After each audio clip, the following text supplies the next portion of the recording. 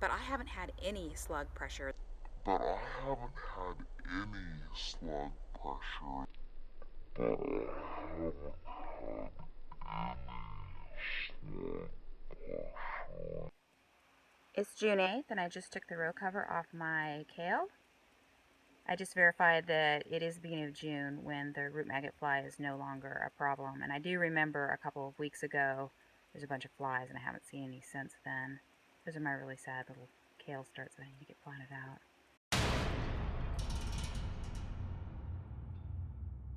We were in for a period of heavy rain, so I brought my really sad kale starts into the greenhouse.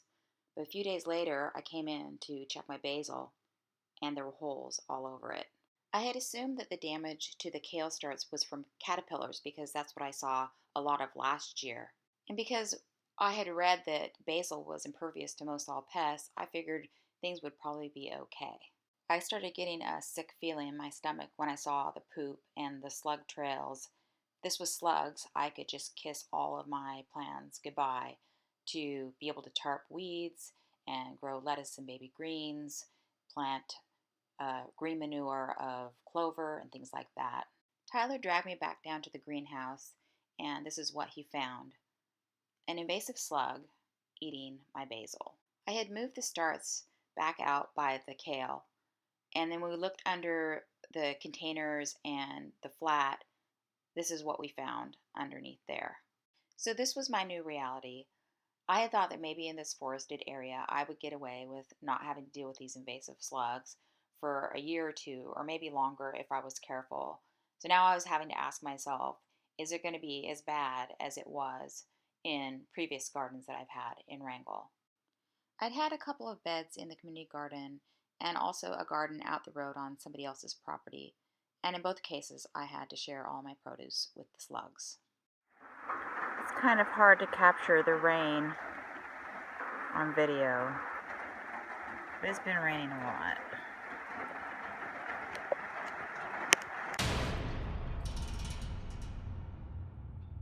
It's almost 5 o'clock in the morning. It's completely light. I'm out hunting slugs. There was no more damage to the basil and only one small slug by the kale, but then I put this tarp back over the soil pile and found this slug. I'm thinking, they're everywhere. I'm on slug patrol again. It's about 9:30 at night. I got the kale starts back up here on this little table so they're up off the ground again. Check the kale. Put a little piece of plywood at the end there where the slugs seem to be hanging out. Alright, let's see what we got. I don't see anything. I put a couple of sticks on here. Let's see if there's anything under here. Nothing.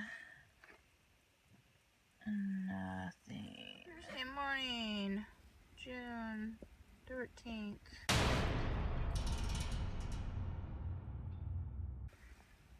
We got a slug in the slug trap.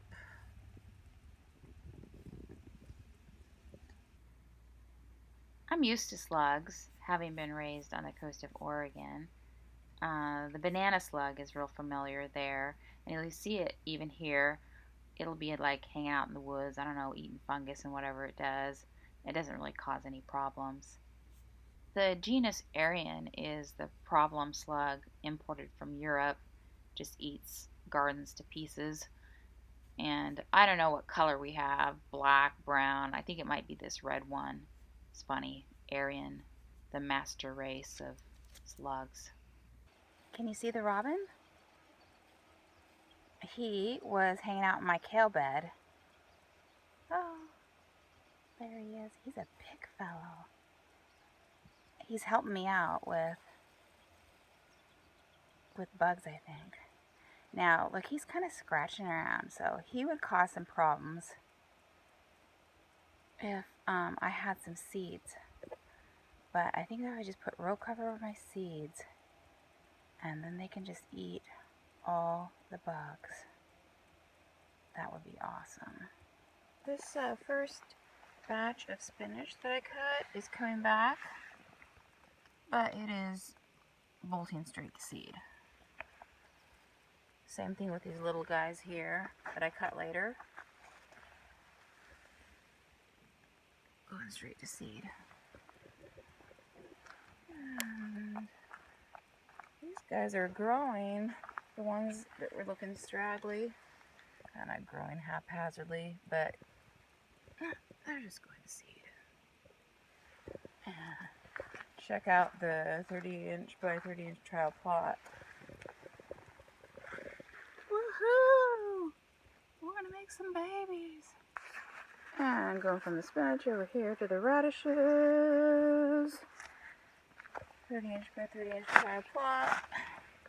Bam, going to seed. Not much in the way of radishes. There's a little guy. I'll put that in Tyler's salad. And the other radishes that I planted later. Yeah. Let's just look over here at the carrots. There's the spinach. And they're growing some tops, but what? They're growing some carrots. Last time I looked, they were looking pretty sickly. What? Oh boy. Maybe I'll grow some carrots, even in the crappy soil. I don't know. Maybe I'll feed some seaweed slurries to these guys again. Maybe that helped a little. Potatoes are doing all right. One thing that I gotta do, so it's a little overcast, but it's supposed to kind of clear up a little bit today and tomorrow. And then it's supposed to start to pour down rain again. And so I need to kind of do some tasks that I can do when you know, the weather's not that great. And one of the things I could do is build some potato boxes. So I gotta do that. So I think I went through the 5 stages of grief or whatever it is in the last couple of days. But I was feeling kind of happy. I don't know, pulling up that half decent carrot was awesome, and seeing my basil still, you know, is looking good, and we haven't had a second attack of slugs. And then my robin friend in my kale helping me out with whatever slugs and bugs there might be in there. So I don't know, I'm feeling a little bit better about the prospects of being able to ward off those slugs. If you watch that video that I did on the Farmers Summit this year that they had in Sitka, we talk a little bit about slugs, and yeah, like, you know, oh man, it looked like it rained slugs, you know, that sort of thing. And my experience when I had my garden, it wasn't my property, but out the road, you know, was that what I did was, like, I had, well, kale or whatever, and the slugs would just eat everything, and then I was left with, like, the top branches that they hadn't touched, you know, and that sort of thing, you know, and the leeks did fine, and, you know, like, oh great, so now I can do a few things, but okay, you know. But yeah, so Tyler kind of boosted my morale and went out slug hunting with me, and now I've kind of feel like I've got a little bit of a plan, and maybe I can maybe I can have some salad mix growing in the future. Yeah, it was just kind of hard, especially after, like, you know, okay, my soil's still not up to snuff, you know, and my stuff's not growing that great, and it's like, then the slugs attack. And my basil's kind of like this thing that my basil loves me, and it always does well. And so, you know, like when things are going crappy, you know, I walk in and I like look at my basil and it's like, you know what, things are all right. I walk in and I see big old holes in my basil, and I'm just like, you know, fuck this farming shit. Anyway, I'm gonna get to work. I'm gonna start adding soil and sand to this second raised bed here in the greenhouse. And then I'm just gonna, the first 6 inches, add the material from this expanded garden area. And then the top 6 inches, I'm gonna add the rotted seaweed, that little last bit that's left in that one composting bin. And I'll mix that with, you know, some soil and sand, and then also these bags of compost that I have from last year, which isn't great, but it'll do. And then I've got some soil amendments coming as well that I'll add too. And then I've got, these starts of basil that I had going a long time ago, and then these newer ones that aren't coming up that great. But I'm hoping that I have enough plants to go ahead and fill this other raised bed. I've got about half of the raised bed filled up to 6 inches. So I think that my biggest problem with the pests and things like that has been just too high of expectations. I kind of have been going into it thinking, I'm probably going to get slugs, and that's just the way it's going to be, and and then I wasn't seeing slugs, and I wasn't seeing slugs, and so I started thinking, oh man, what if I don't have slugs and all these things that I could do, you know? Last year, at the beginning of the season, I saw 3 slugs at the far end of the kale on the stump, and then later I found a little guy over on this end. I got the 3 on the stump. I hucked them out the road, which now I realize is probably irresponsible. It's not like we're gonna eradicate these invasive slugs in Wrangell, but still, I just like grossed out by their guts, right? I just remember when I was a kid in Oregon, and the grossest thing was to step on a slug, especially with your bare feet, right? So anyway, I've been taking them out and smashing them with a rock. But then this little one over here, he got away, But then I didn't see any slugs for the rest of the whole year. So I'm like, this is cool. Maybe I'm not going to have a slug problem because, Peter down the south end of Wrangell Island, which it hasn't been touched by civilization hardly, he doesn't have invasive slugs. So I'm thinking, it's a new piece of property. This is great. And so then at the beginning of this year, in the spring, when I had that pest in the greenhouse eating my starts, I didn't see a slug trail. I looked everywhere, couldn't find a slug. I blamed it on that poor little beetle. And, but I bet it was a slug. It almost certainly was a slug. So what I plan to do, for the future to take care of these slugs, a number of things. First of all, do what I've been doing. Just continue to not bring in like transplants and things like that. So even for my berry patch, I don't really want to bring in berry plants because no telling what they're going to come in with. But the thing about it is, I've been bringing in soil. You know, most of the stuff is coming from kind of forested area, but I don't know. The areas might have a little bit of slug issues. I don't know. And then I had been using cardboard around the borders to suppress weeds, and also like a big tarp in a couple of areas where is just a really big expanse of area, and I wanted to smother them out.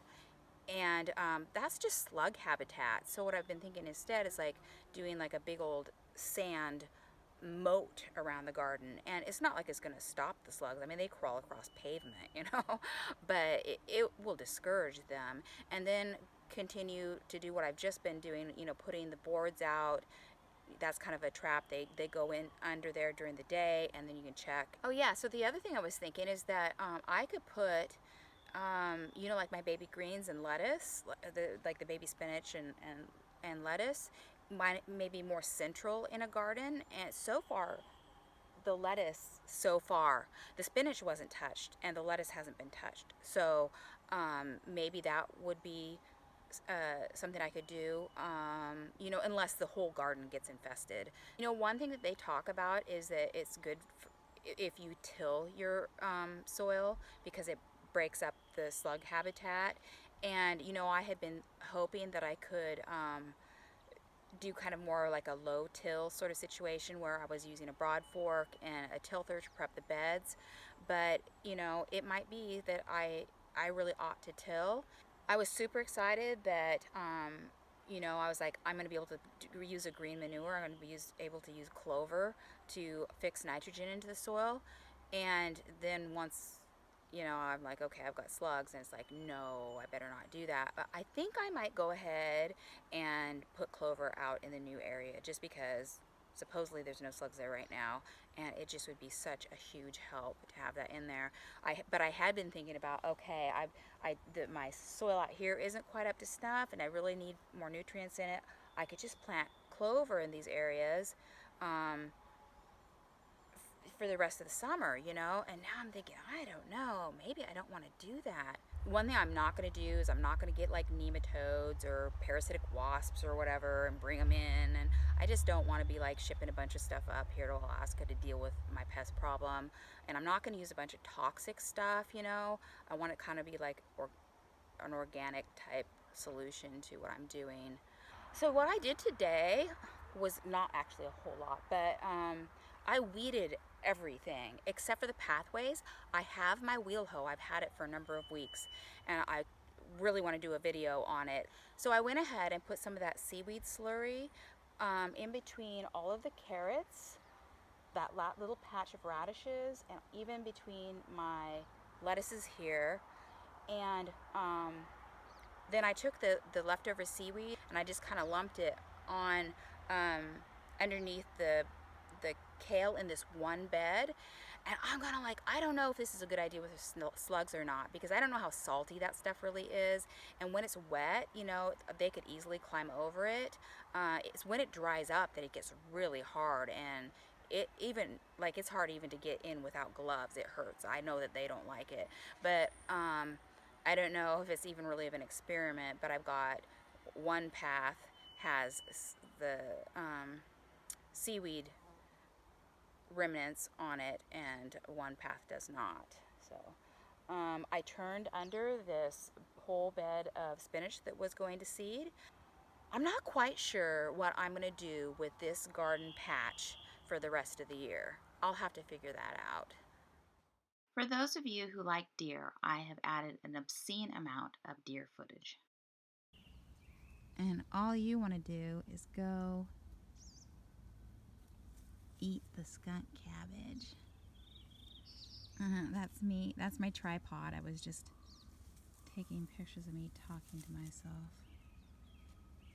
Oh, you got a little bit of the winter coat on maybe still. Hey, buddy. Hey, buddy. I got a no-see-em on my hand right there. There's a few of them out. Hey, buddy. Maybe you are the little buddy. It's just your ears are so much bigger and you look sleeker. Are you my little buddy? I think that if you weren't my little buddy, you would be a little more afraid of me. Okay, so there you go, guys. That is skunk cabbage, and the deer love it. Oh my gosh, I'm holding my hand still to get this picture, and the no-see-ems are eating me because it's getting, the sun's going out. Little buddy. Hey, little buddy. Yeah, see, look at his ears are a lot taller than they were before, I think.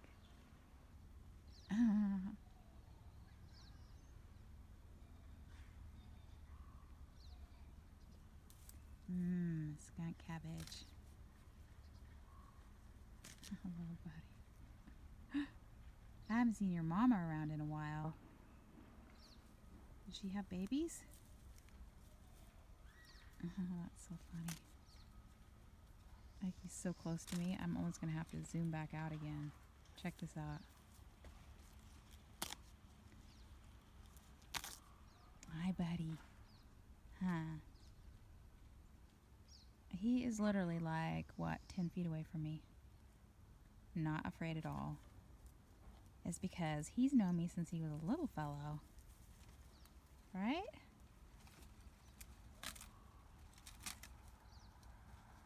Okay. Maybe that's enough deer pictures. He's so funny. And he's just so nice to have around. He would love to eat everything in my garden.